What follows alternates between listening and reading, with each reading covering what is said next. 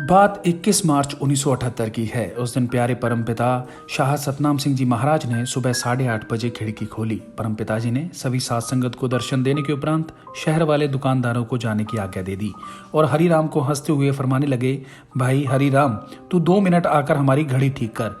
इस पर सारी साध संगत हंस पड़ी और परम पिताजी ने खिड़की बंद कर ली।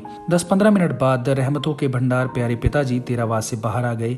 सारे पंडाल में चक्कर लगाने के बाद शहंशाह जी नीम के पेड़ के नीचे आकर कुर्सी पर विराजमान हो गए। दीवानचंद भंगीरास के मामा का लड़का बंसीलाल, जो गूंगा था, जाने लगा। परम पिताजी को ऊ कर नारा लगाने लगा। इस पर परम पिताजी हंसते हुए फरमाने लगे, जा भाई, तेरी धन धन सदगुरु मंजूर हो गई। फिर प्रेम को परम पिताजी ने कहा, जा तू उसे कहे और डरा कि मैं तेरे टीका लगाता हूँ। वह आगे आगे और प्रेम पीछे पीछे। परम पिताजी उसे देखकर बहुत हंसे।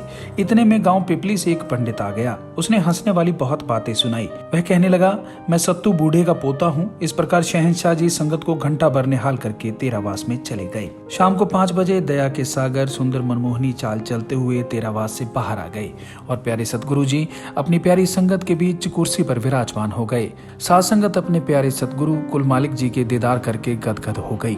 शहंशाह जी साध संगत में कुर्सी पर बैठे इतने प्यारे लग रहे थे कि उसका बयान करना जुबान की वर्णन शक्ति से बाहर है। इस दौरान परम पिताजी ने सतीश कुमार कल्याण नगर वाले से 3 पत्र पढ़वाए।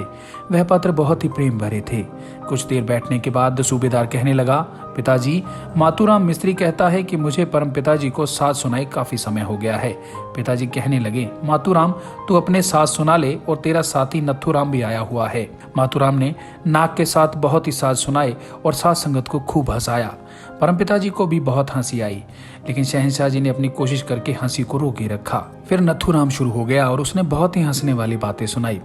उसने पहले तो साज बजाकर सुनाए और फिर सभी जातियों की बोलियों में गीत गाकर सुनाए। शहंशाह जी उसकी बोली में अलग अलग जातियों की भाषा में गीत सुनकर अत्यंत खुश हुए। पिताजी को इतनी हंसी आई कि परम पिताजी ने अपने कर कमलों के इशारों से उसे बैठाने के लिए कहा। इस प्रकार घंटा 1.5 घंटा संगत को खुशियां दी और फिर शहर वाली संगत को जाने की आज्ञा दे दी। इसके बाद परम पिताजी बाग में घूमने चले गए। बाग में घूमने के पश्चात पूज्य पिताजी तेरावास में चले गए।